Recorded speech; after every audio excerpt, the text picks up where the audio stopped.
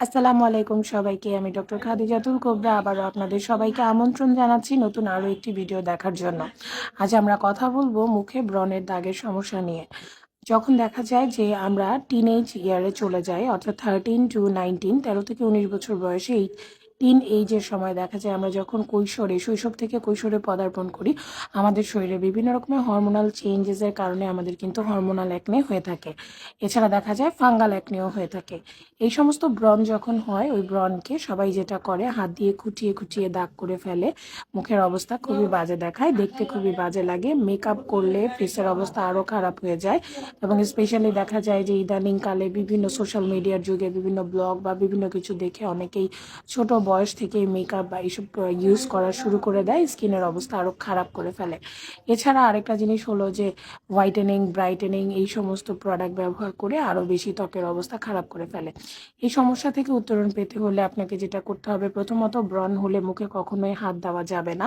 দ্বিতীয়ত আপনাকে আপনার ডেইলি লাইফস্টাইল রুটিনটাকে সুন্দরভাবে ম্যানেজ করতে হবে। দৈনিক অন্তত পক্ষে 1.5 থেকে 2.5 লিটার পানি পান করতে হবে, এবং দৈনিক আপনি হায়েস্ট 1.5 থেকে 2 বা 2.5 লিটার পানি, 2 লিটার পানি অন্তত পক্ষে আপনাকে পান করতে হবে। দৈনন্দিন আমাদের যে কার্যক্রম সেটা করতে হবে, প্রপার ঘুম হতে হবে, অন্তত পক্ষে 8 ঘন্টা আপনাকে ঘুমাতে হবে। এবং আপনি এই যে বাজারের যেই সমস্ত বিভিন্ন রকমের ব্রাইটেনিং হোয়াইটেনিং ক্রিম আছে, ডে ক্রিম, নাইট ক্রিম, এগুলো কিছু ব্যবহার করা যাবে না। অনেক ক্ষেত্রে দেখা যায় যে বিভিন্ন ব্র্যান্ডের শপ থেকে আপনারা এই সমস্ত ক্রিম কিনে নেন এবং মনে হয় যে প্রথম দিকে হয়তো ফেসটা অনেক বেশি ব্রাইটেনিং লাগে।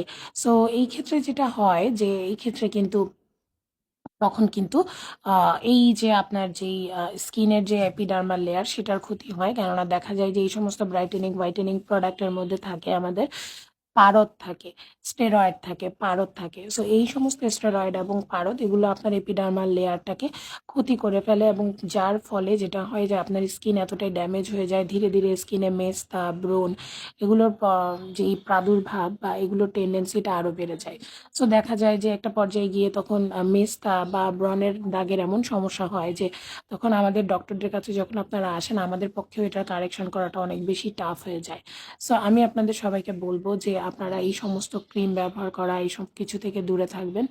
যতই ভালো ব্র্যান্ডের দোকান থেকে প্রোডাক্ট হোক না কেন, যতই আপনি দাম দিয়ে কিনেন না কেন, যতই এটা বিদেশ থেকে নিয়ে আসা হোক না কেন, এই সমস্ত কোনো কিছু আপনারা ব্যবহার করবেন না। ডেইলি আপনার রুটিনে আপনি স্কিনে বা আপনার বডিতে কি কি অ্যাপ্লাই করতে পারবেন তা নিয়ে আমার আলাদা একটি ভিডিও আছে, সেটা কাইন্ডলি দেখে নেবেন।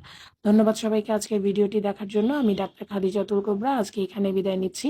আবার দেখা হয়ে যাবে অন্য কোনো ভিডিওতে। ততক্ষণ পর্যন্ত সবাই ভালো থাকুন, সুস্থ থাকুন। খোদা হাফেজ। আসসালামু আলাইকুম।